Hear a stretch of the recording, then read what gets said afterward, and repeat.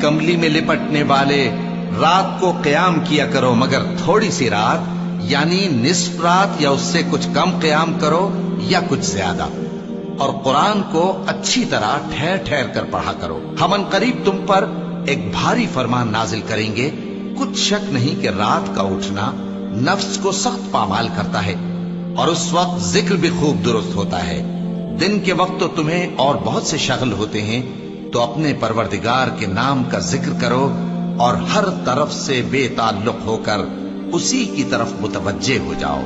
وہی مشرق اور مغرب کا مالک ہے، اس کے سوا کوئی معبود نہیں، تو اسی کو اپنا کارساز بناؤ۔ اور جو دل آزار باتیں یہ لوگ کہتے ہیں ان کو سہتے رہو،